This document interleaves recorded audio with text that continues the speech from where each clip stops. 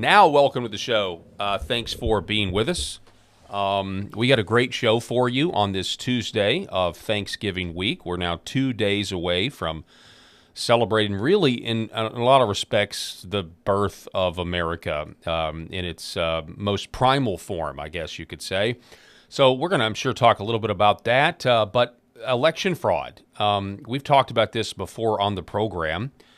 Mainly, a lot of times we center it around mail-in ballots and how we need to secure our elections. But there's always been that little nagging story out there about how we can't trust the machines. We actually can't trust the machines. And we interviewed Colonel Conrad Reynolds about the dangers of voting machines. We did that a couple of months ago. But now there's a new development. Emerald Robinson has a report. She's been now tweeting for about 48 hours, I think, detailing, and she says she's got the sources to back this up, detailing a really kind of last-ditch effort in 2024, weeks before the 2024 election, where there were basically a group of patriots that thwarted foreign powers, in this case Venezuela, as well as really just the Democrat Party apparatus, from stealing the 2024 election. Explosive claims. We're going to go over that today on the show and much more. Happy Thanksgiving. The show starts right now.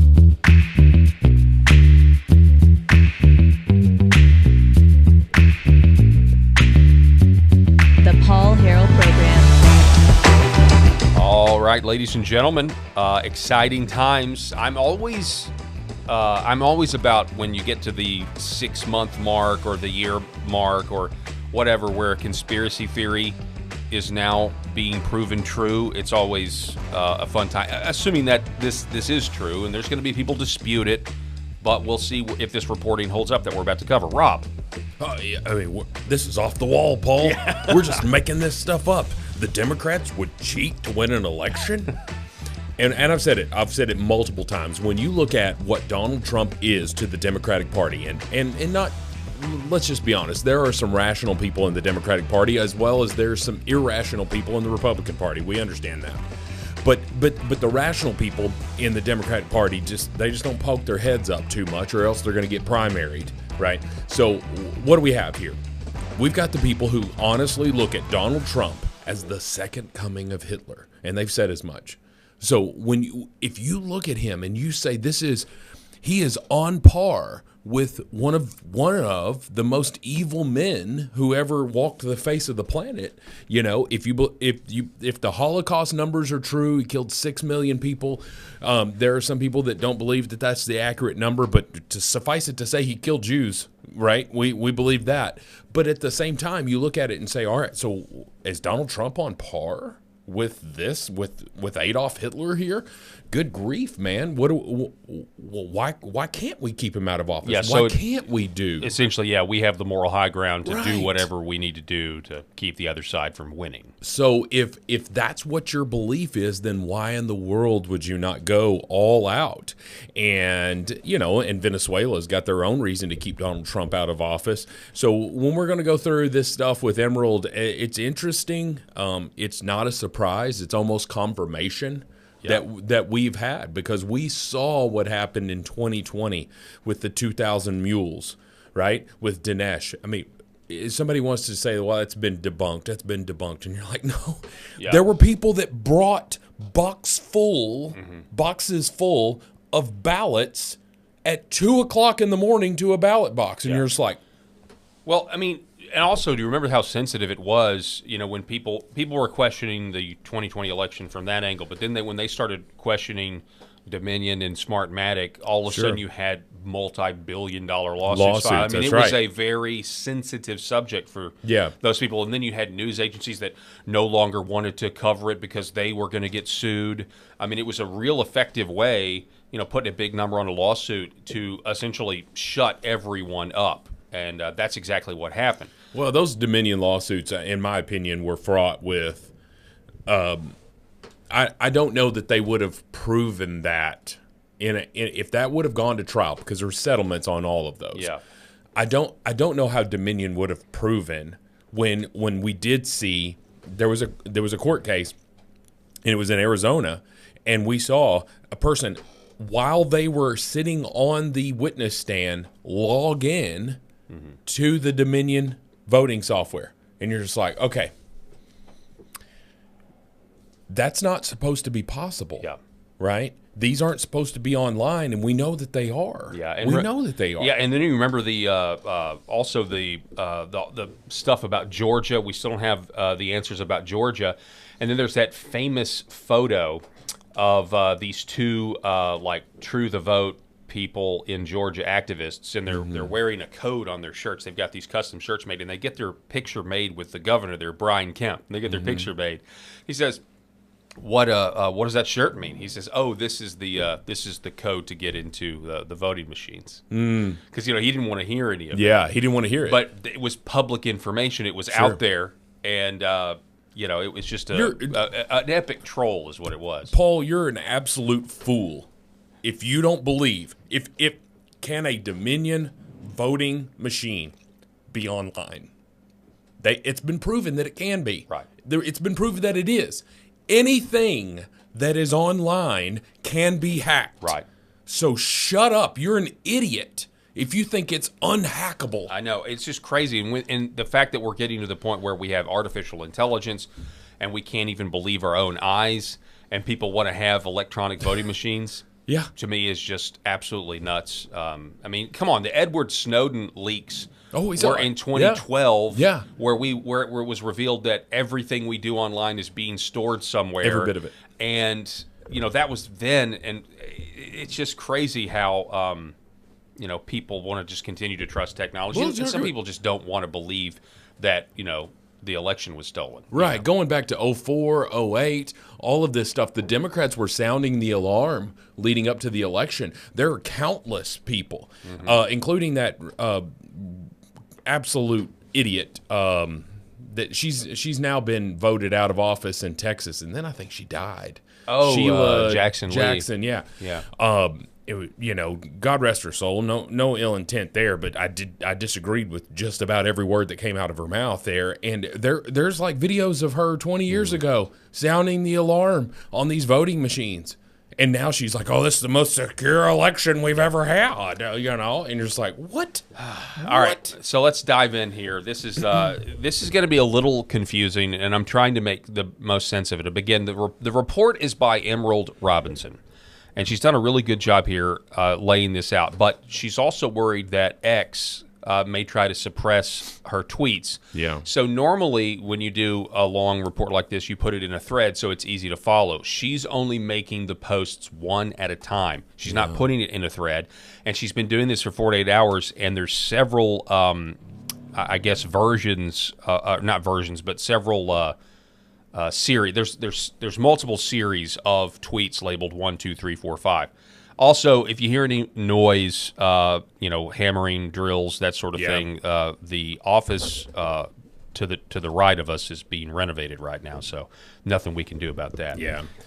Well, first, before you get into this, Paul, Emerald Robinson is, it's a name that we've heard, quite a bit. I believe she used to work for OWN, or still does, One American News Network. No, I mean, I think now she's on Lindell TV. Okay. So she's on Lindell TV. But yes, she used to work for OWN, and then before that, Newsmax. Okay, there you go.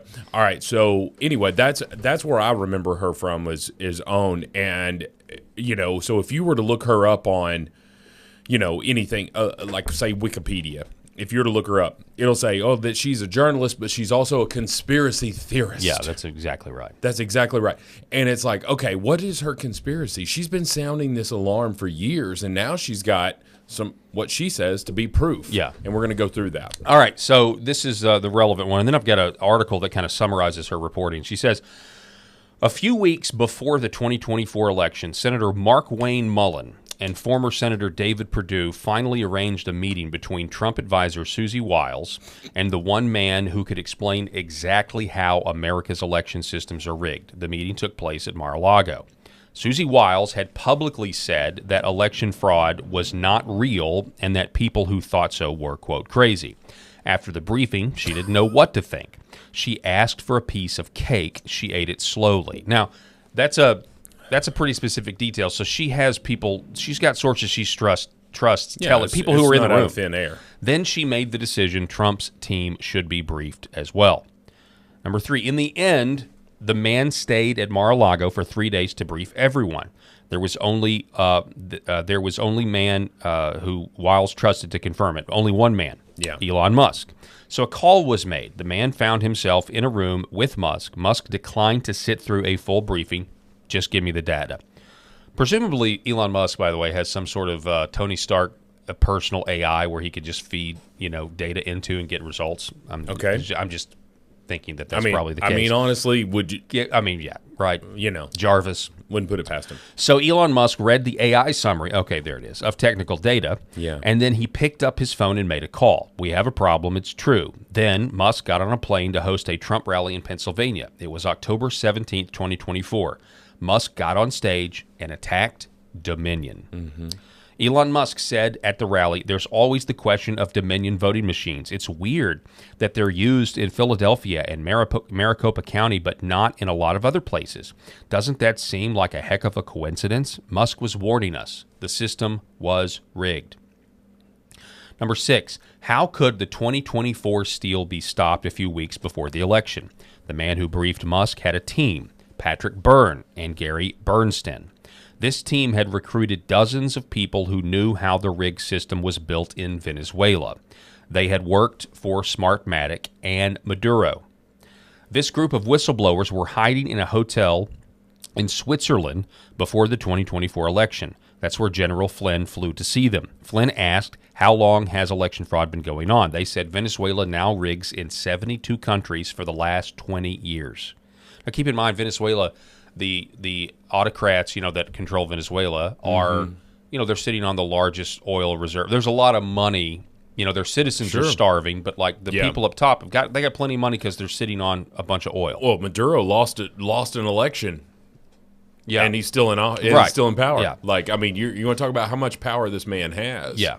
So she goes on, the whistleblowers from Venezuela had video meetings with Musk's team and Trump's team to explain the technical details of the election fraud. The most important detail, she says, is the Dominion IP addresses had been located. All it cost was $15 in Bitcoin from an anonymous Japanese account. She says the relevant data and IP addresses were now verified. That's when Senator Mullen came to the rescue again. A cybersecurity team got the data. 3 days before the 2024 election, the Dominion office in Serbia was hit and their computers were now useless. Wow. On Election Day, nobody knew if the cybersecurity team had been successful knocking out the Serbian computers. Everyone at Mar-a-Lago had to wait for the results without certainty. The man who had briefed Musk flew to Oslo that day. His team would flee the USA if they failed.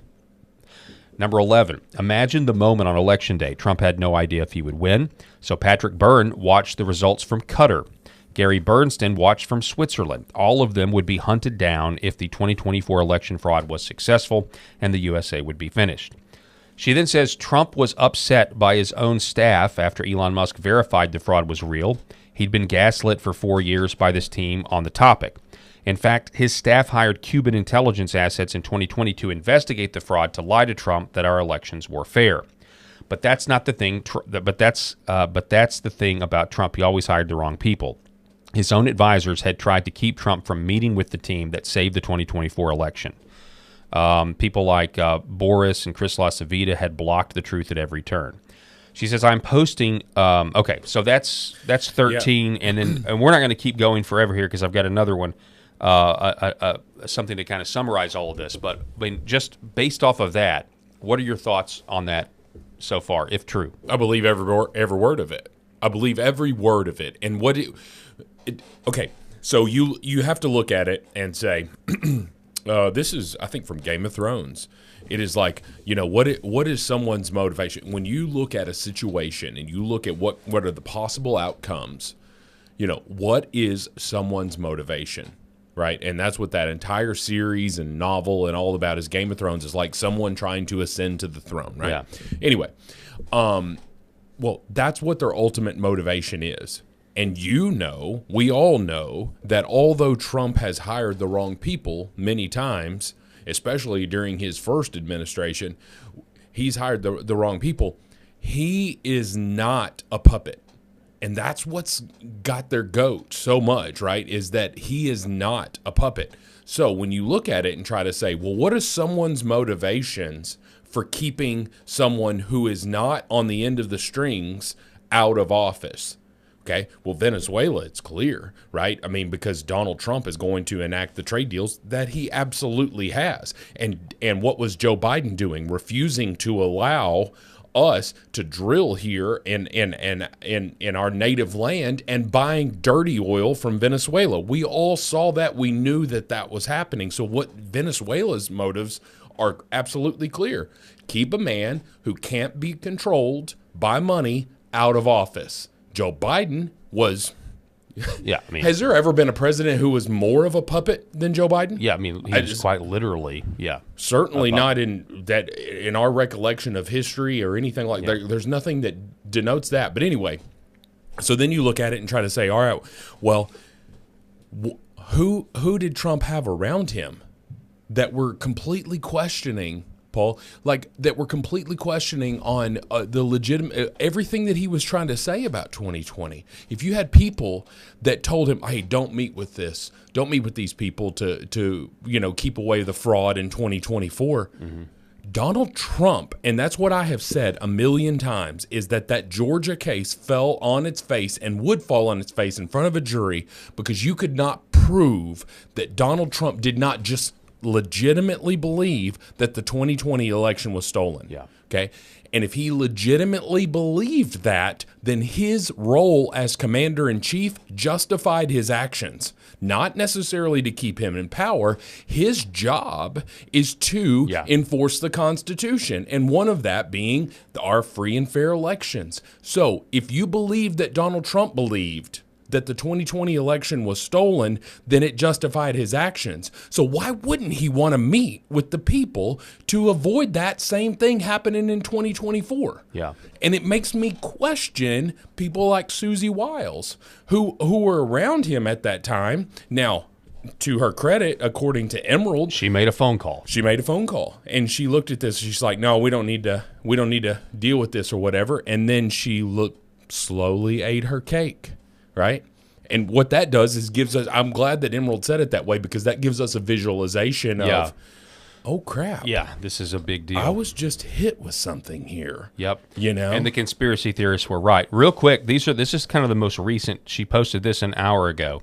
She says, it's July. The investigation report is done. Tulsi Gabbard prepares to bring the full report on 2020 and 2024 to Trump.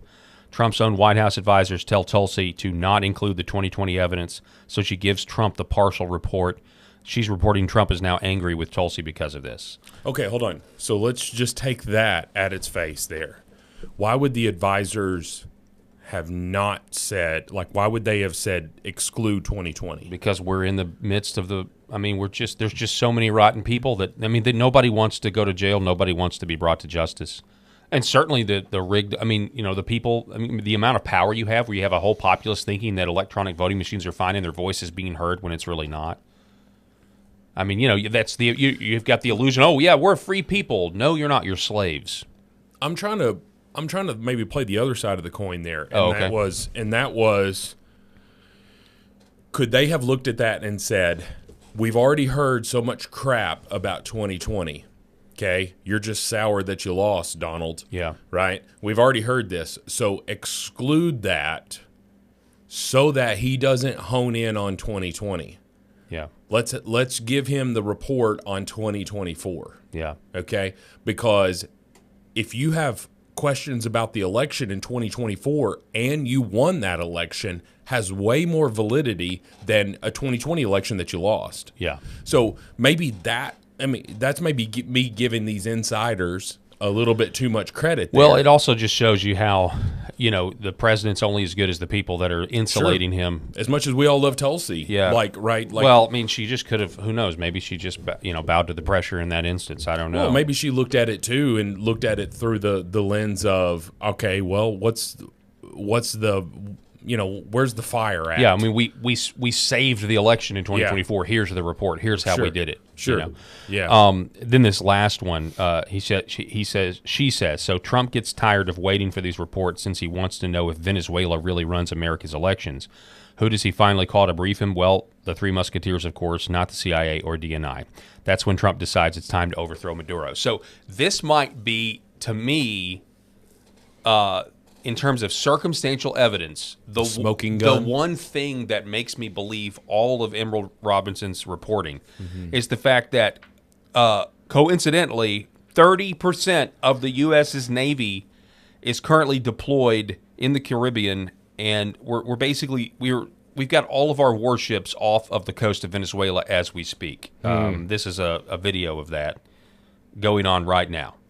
So, we've heard all this talk about how Maduro bad and because of the drug boats or whatever, I mean, I asked Colonel Conrad Reynolds. He was sitting right there in that seat towards the end of the interview. If you guys remember, I said, "Hey, are we trying to go to war with Venezuela because they're responsible for the 2020 election?" And the response I got was, I didn't get an answer. I got a non-answer. Didn't get a denial. Mm-hmm. So it just makes me wonder if this is if this is payback. Well, I mean, so somebody might say, well, she has tailored her conspiracy to meet the standards of it, right? Yeah. So you could go down that rabbit hole if you wanted to.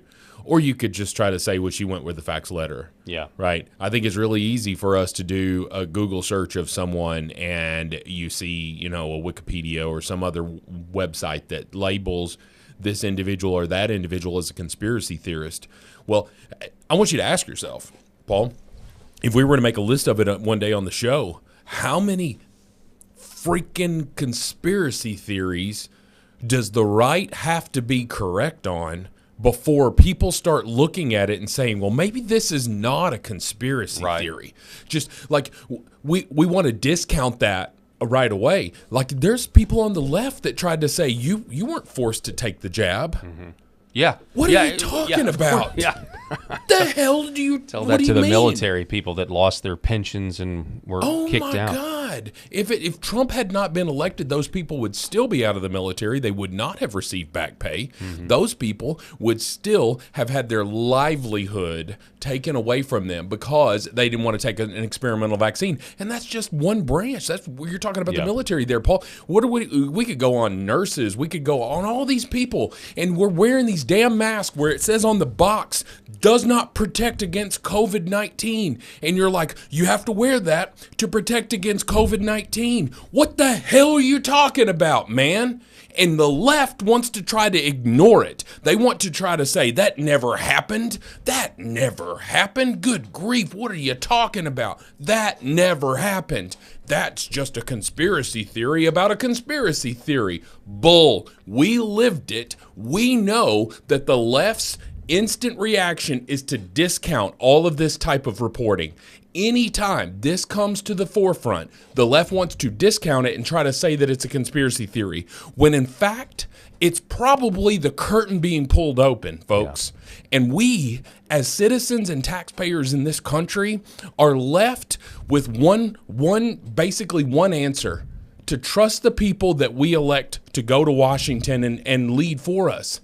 But if we can't trust them, if they're working with these outside agencies here, if they're working with other countries to overthrow our elections, folks, there is no greater treason. Act of war. That is an act of war. There is no greater treason that you can have. If you are a United States citizen and you are helping Venezuela overthrow our elections, I want you to turn in your U.S. citizenship card.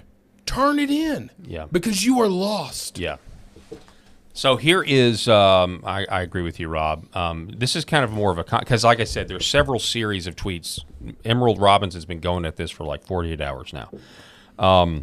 She needs to post a tweet that says, I am not suicidal. Yeah. I am not. I will never, whatever. So over on X, Amuse writes, this piece. He says, when I first heard about Emerald Robinson, the jaw-dropping, sprawling new thread on election integrity, my instinct as a writer was simple: tell the story carefully and check as much of it as I could. Then I went looking for her posts on X and discovered that she had blocked me. Perhaps one of my jokes didn't land. My children insist that most of my sarcasm does not. But whatever the reason, I had to reconstruct her narrative from outside the velvet rope. What follows is my attempt to lay out in plain language what Robinson is alleging about the 2020 and 2024 elections, and to note where independent reporting and public records rhyme with her claims. I do not know whether her full story is accurate. I'm not asking you to accept it as proven fact, but she claims the claims are serious enough and interesting enough that they deserve to be summarized and tested. That's exactly how I feel. Yes. Like these is very interesting At claims. least take a look at it. So Robinson's narrative stretches from mid-2000s to President Trump's current term. At its core is a simple thesis. U.S. election infrastructure was compromised years ago by vulnerable, globally entangled voting machine companies, and that vulnerability was exploited in 2020 and nearly again in 2024. Layered on top is a second claim that a small group of intelligence veterans, whom she calls Foot Patrol, uncovered how that compromise worked, briefed senior officials, and helped block a second stolen election, only to be ignored or sidelined by both parties and major media. Around those pillars, she weaves a story about the intelligence community, January 6th, Venezuela organized crime, and the use of defamation law as a weapon against anyone who asked hard questions. And so this is a very useful thread that really summarizes everything that she is saying, and it's in one place because, again, I'm really having trouble keeping track of everything she's saying because she's not posting in threads. She's posting one tweet at a time, and it all kind of gets lost. I'll just say this as someone who was reading that for the first time or hearing it for the first time, you reading the number one versus number two, it makes sense. You understand what she's saying here, and that is that the corruption there is deep, and it's on both sides. It's either corruption or it's willful ignorance, and they're choosing that ignorance. Yeah. Because, hey, we've already got a bad taste in our mouth about 2020 election.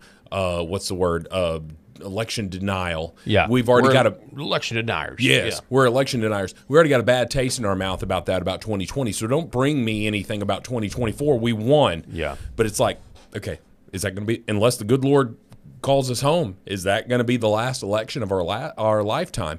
Which makes Emerald's reporting so incredibly important. And I really wish people like Elon Musk and some others would latch onto this reporting and just champion that or I mean, these people that could come out and corroborate it. I know Patrick Byrne has corroborated this, but if Musk can corroborate, they sent me the data. We knew something was up. But specifically, I want to focus on this because she talks about the defamation lawfare, the big suits, Dominion, Smartmatic. Sure. In Robinson's telling, he writes, these cases were not simply about reputational repair. They were instruments of political control. Fox News took its Dominion case all the way to the eve of trial, then abruptly settled for $787.5 million. Shortly afterward, it removed its highest-rated host, Tucker Carlson, who had been one of the few primetime figures willing to platform discussions of machine vulnerabilities. Reporting from inside Fox suggests that the company had been preparing a defense that would have called technical experts and former intelligence officials to testify about known security problems and foreign entanglements. Robinson claims that Foot Patrol, the intelligence veterans at the heart of her story, had been lined up to present evidence about foreign server connections and corrupt contracts, only to be sidelined when a former Trump cabinet official advised Fox to settle. Public reporting has identified former Secretary of State Mike Pompeo as a key voice urging settlement. If that is accurate, it would underline Robinson's darker suspicion that elements of the nominal right were more eager to close the book on 2020 than to let their own allies air uncomfortable facts in open court. Now, and just last month, I will say we had people who worked for Smartmatic employees were indicted. This happened right along the time I was interviewing Colonel Conrad Reynolds. So, I mean, can you believe? I mean, honestly, I can because of everything that I've heard about Pompeo. Like he was really a big champion for, the Ukraine war. Yeah, well, that's true. But he was also like President Xi, we've got to have this firm hand with him because he believed that he's just this, he put Xi in there with the same level as Vladimir Putin and all of this in terms of like the evil axis or whatever you want to call him. But Mike Pompeo encouraging Fox News to settle rather than what we know what would happen during that lawsuit, which is discovery. We would go forward with our witnesses that would talk about, yes, this could happen, but yet they chose to pay $750 million And what in is lieu of. and Fox News doing that? Apparently taking Mike Pompeo's advice, which is like, why would a former Secretary of State be urging a news company to settle? That's just intelligence. That's just that is literally, that just screams who he was. Former CIA and that sort of thing. Just insane. But what did that do? What does something like that do to the freedom of the press in the First Amendment? It weakens us as a country. Well, because you didn't have to. The left didn't believe it. They believed the 2020 election, and they still say this BS to this day. That's the freest and fairest election in our nation's history. 80 million votes for Joe Biden. 81 81 million, and then they disappeared 4 years later. They certainly for did. Kamala. And maybe now we know why they disappeared. Yes, because there was a whistle blown on the whole situation, and it was thwarted. But then you look at it and say, all right, so the left is not the one we've got to talk off the ledge. Yep. It's the right. Well, what's the biggest voice, right, in media on the right? And that is, on average, Fox News. Now, what we're seeing is more independent voices now, Jack Posobiec's of the world and all of that stuff. But what you're trying to see there is that, all right, let's go straight to the source of what's causing this turmoil. And that is that Donald Trump has worked the right up. Okay, I'm Mike Pompeo. I'm going to be the savior in a few years here when I run for president, although he read the room, rightfully so, and chose not to run for president in 2024. But Mike Pompeo just says, hey, let's tamp this down here and let's get the right under control. I wouldn't put it past him because of everything that I'm hearing about the man. Oh, yeah. I mean, Pompeo he is just a huge, huge warmonger.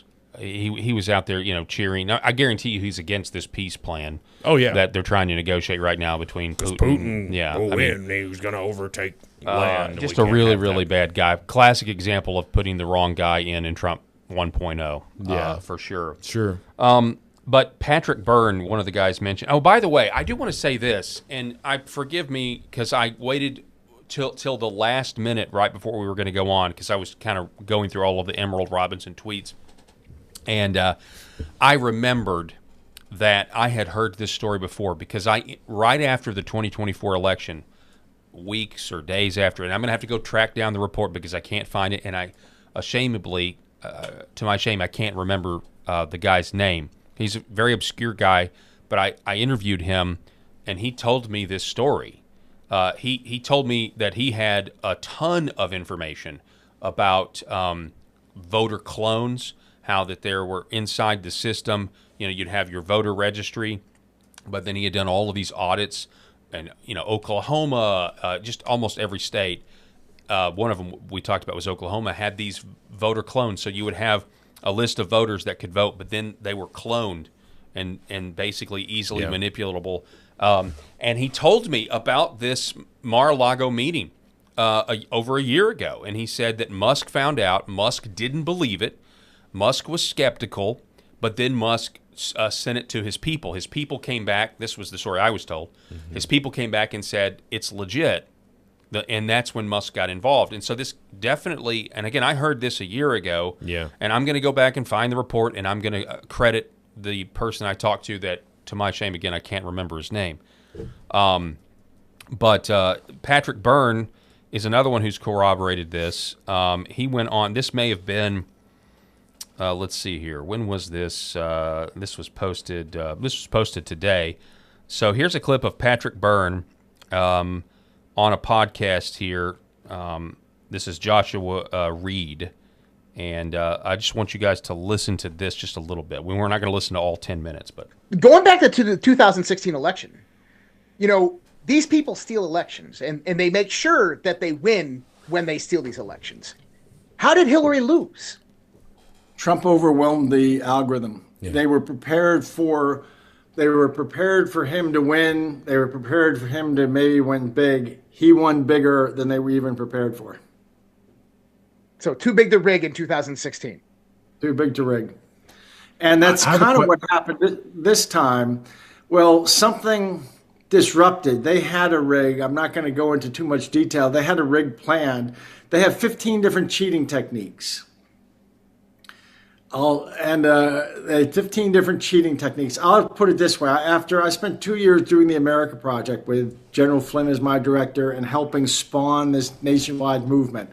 And that's really, I gave away almost all my fortune, frankly, in the first 2 years after the fake election in 2020 to every constitutional sheriff's group, every election integrity group, Frederick Douglass Society, getting blacks to return to their correct party, their home party, the Republican Party, every group of moms standing up against LGBT ideology. And I was like the angel money and the venture capital money that funded 100 of these groups around the country to get this movement going. And General Flynn knows movement warfare and knows about movements. And it's all. But then I went overseas, and I've been overseas for 2 months. And I might as well say what I've been doing is I've been hunting that story on Venezuela. And I've put together the entire story, and this really is all Venezuelan mafia, which is the Venezuelan government. And Venezuela is where mafia turns into nation state. The government is the mafia. In fact, it's called the Cartel de los Soles, Cartel of the Suns, in reference to the generals don't have stars, they have suns. So the capos of the cartel are the generalissimos of the army. The mafia is the government. And they came to power under Hugo Chavez in 99, and they seized two things: the oil industry, because that's where the money is. It's the biggest oil reserves in the world. And they have since looted $4 trillion while their own people starve and cannibalize each other, literally. They seized $4 trillion. But how do you keep yourself from being dislodged? You seize the election industry and the election council. That election council created a type of software or technology package that you could rig elections on. They commercialized it. Their commercial front is a company called Smartmatic. And then Smartmatic, their package, became the core of all the systems of all the main election systems in the world. I won't get you in trouble by mentioning any brands, but those brands are really just name tags on what is really Smartmatic technology. So that's taken over the world. And that's what I spent the last 2 years on. And they had a plan to rig this election. And basically what they do is, this is my hotel room key and this is my bottle cap.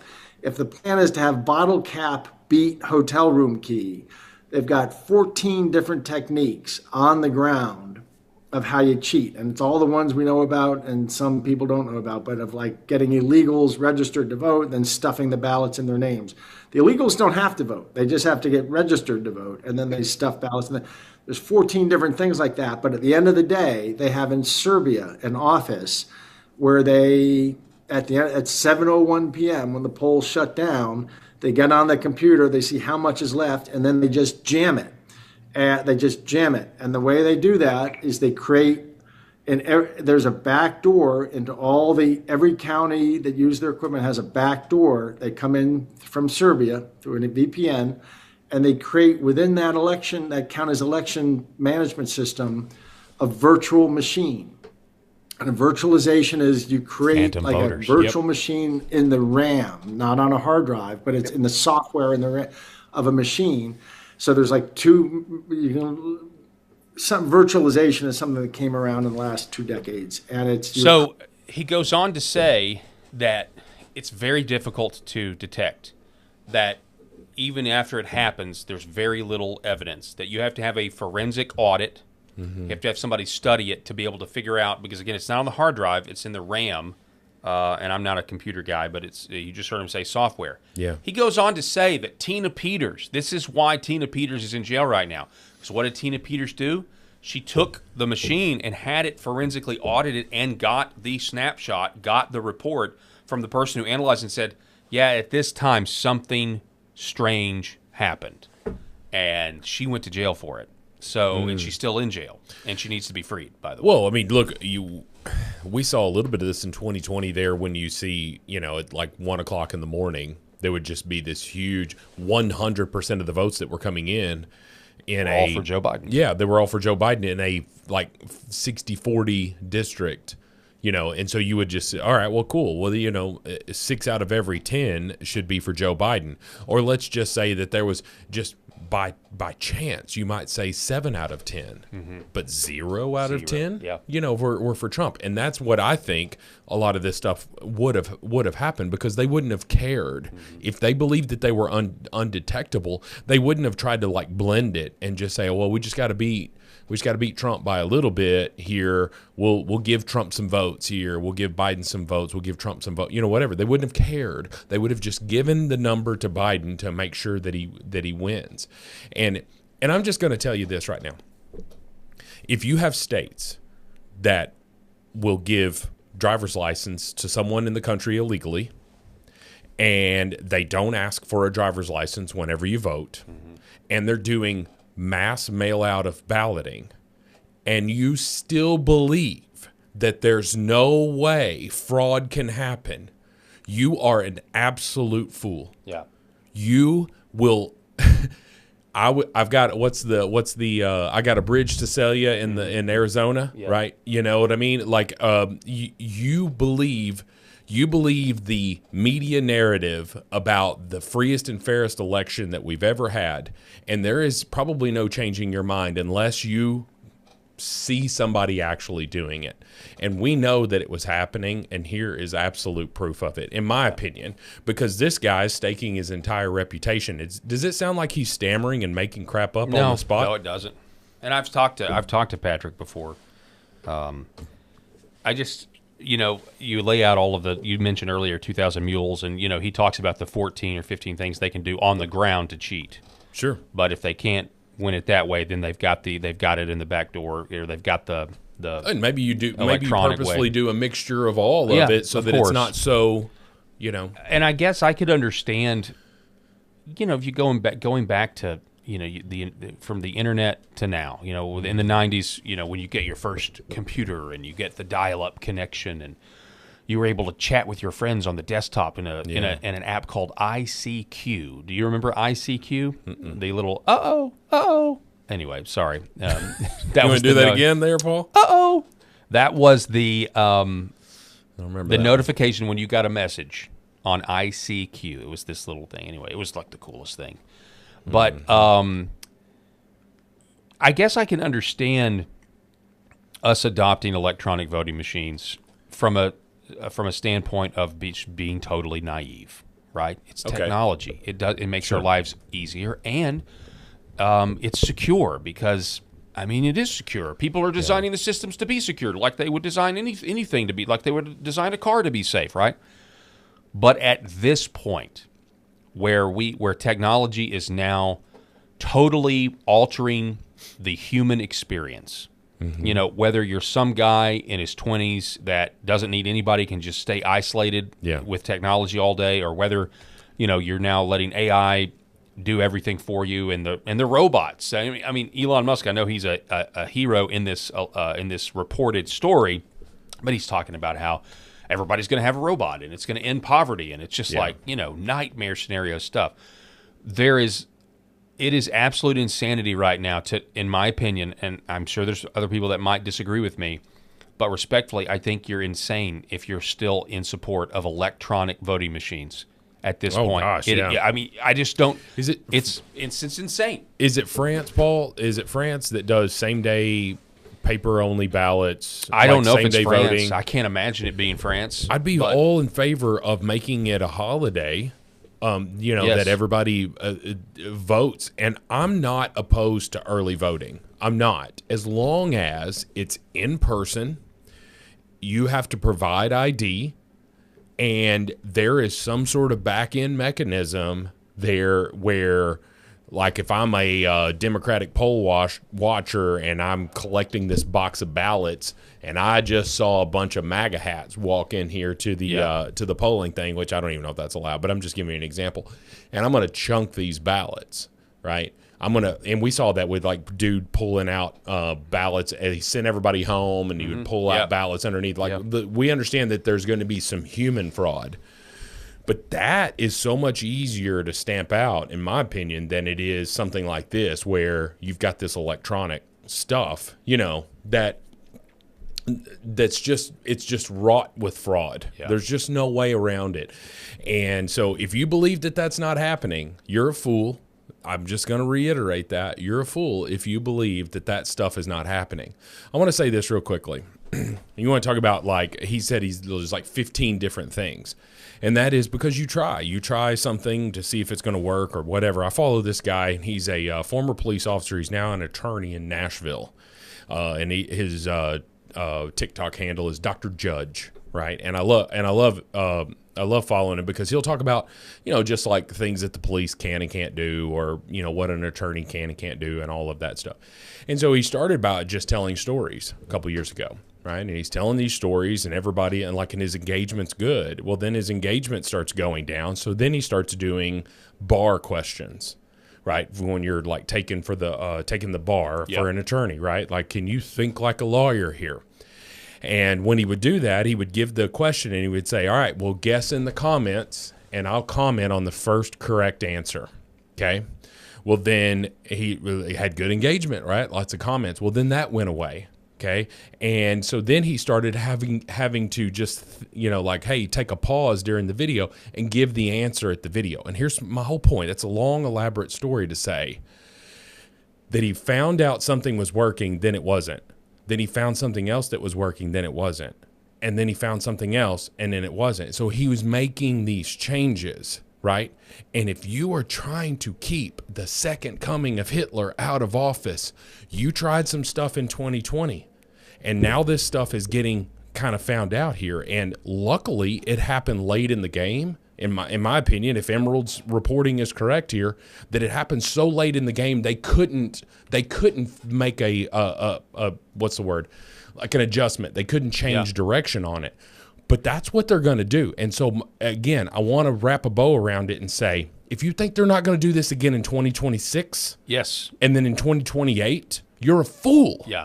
So that's why her reporting is so important. It's not about 2020. It's not about 2024. You're right. And so that's the question. I mean, you would assume if this reporting is correct, and if, days before the 2024 election, there was a cybersecurity team that took out the computers in Siberia, you would assume that they have,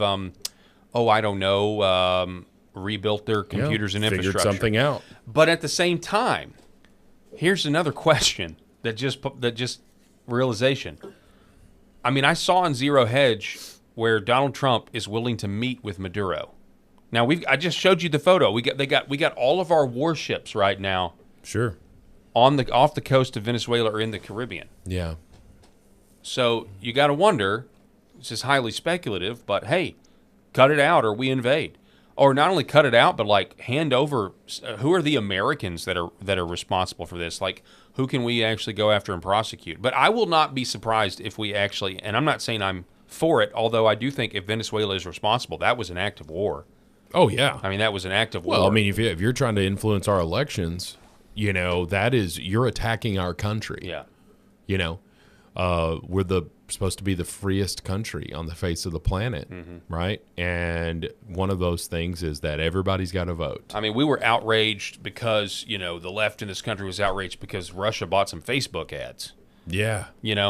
But $100,000, here we actually which is have, nothing. Allegedly, the story basically is the software and the companies, the election companies that came out, that the world uses, come out of Venezuela. That's the story.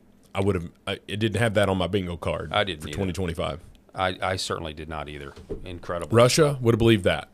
Well, because we're conditioned to believe. China, we'd believe all of that. Venezuela makes sense. And it's also, but there's a difference between those two. It's that's a third world country without nuclear weapons. Yeah.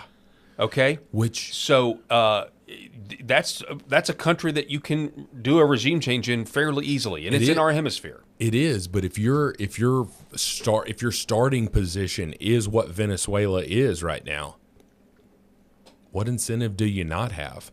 Because if you don't have nuclear weapons and you're this small little, oh, don't pick on me country, whatever, and then the United States attacks you, who's the bad guy?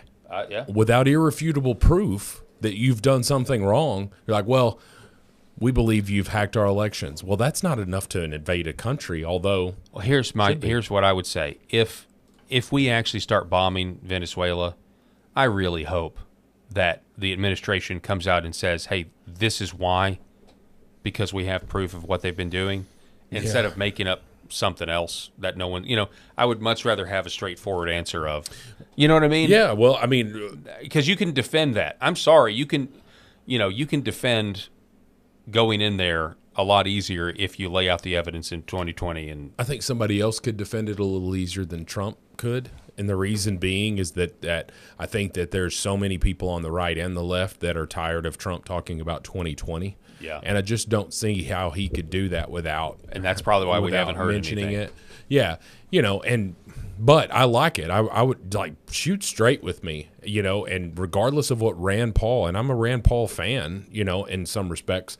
In some respects, Yeah, yes, I understand what you're saying. I love his fiscal. I mean, he is a fiscal hawk and just refuses to vote for this stuff because we are $37 trillion in debt and counting, 38, whatever it is. But anyway, my whole point of it is, Rand Paul is just like really pissed off that we're bombing these drug boats, and he's saying it's without due process and all that stuff. I'm like, I got no problem with bombing the drug boats. I bomb them. I'm just blow them to smithereens. Chill out, Lindsey Graham. I know, but I'm No, just I'm like joking. I'm like, dude, if you tell me that there is a speedboat with 4 engines on the back of it, right? 4 motors on the back of this thing, right?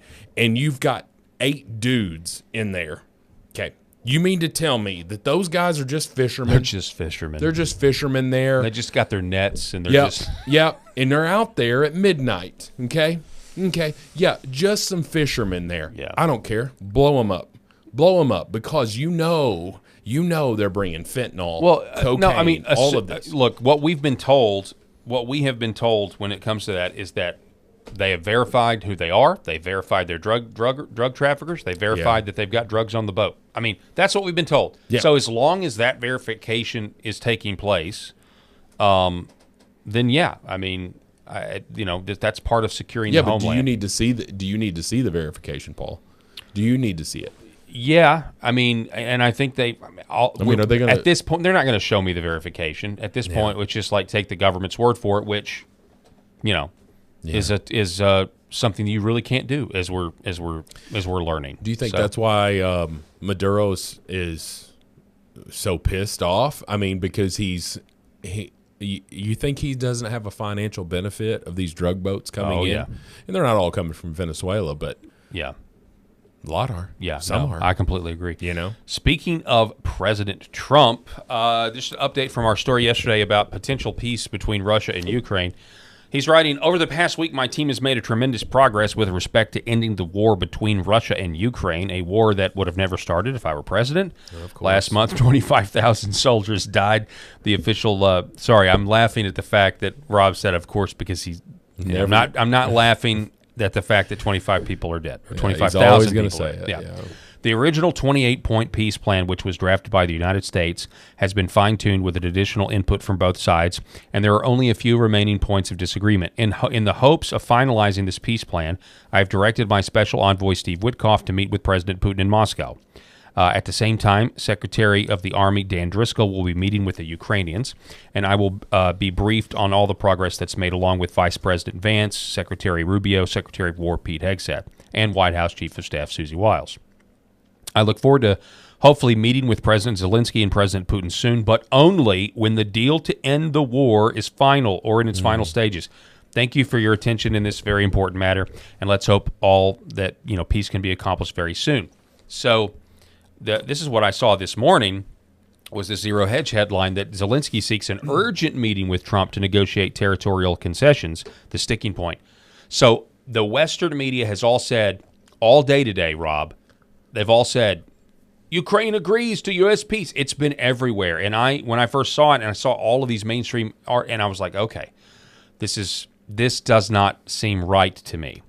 And you have Trump saying, I'm not going to meet with you until you agree, basically, and it's finalized. Yeah. And so once again, because my whole thing, the first thing that I started searching was what we were talking about. Okay, Zelensky, is he cool with giving up the territory? Because that's the Russians, that's their non-negotiable, and that was Zelensky's non-negotiable. Yeah. And it looks like this is why Zelensky wants to meet. He wants to meet because he wants to try to negotiate the question of territorial concessions in person. And so at this point, I'm saying that this thing is, I don't think this is going to happen again. I think this is just another round, and it'll give Trump the excuse to just say, okay, go out there and be somebody then, but you're not getting any of our money, and just pull out all intelligence briefings, all of it. Pull away. It gives Trump the ability to do that, because I don't think Zelensky is going to accept defeat, because accepting the territorial, and it is what it is. It is defeat. I mean, call it what it is. But you're outgunned, you're outmanned, and yeah, you've lost territory, Yeah. So but at this point, it's mitigating damages. It's mitigating the loss, right? And it's like, it reminds me of the Lord of the Rings, whenever they show up at Rohan, right there, and they show up to and he's being Saruman is invaded the body. I won't spoil it all you like. Yeah. We love to talk Loder here. Well, but I'm just saying, non-Lord of the Rings people. Grima Wormtongue is whispering and basically putting him under a spell. The king, yes, King but Theoden. but there's a white wizard has invaded the king and is basically controlling him and all of that stuff, and then has a sort of a mask off moment where he goes, "You have no power here." Right, and then Gandalf throws off, his gray thing to actually show that he's white. Gandalf the White now. Anyway, for non-Lord of the Rings Gandalf people, emanating white power. Correct. Is that what it is? I don't know. No, it is not. I just couldn't help myself. But my whole point of it is, it's this big, you have no power here, and then he throws this off. Ukraine. There is no white wizard behind the scenes that's going to throw off his gray cloak and say, oh, boom, now everything's changed. That doesn't exist. There is no Gandalf standing behind the scenes here.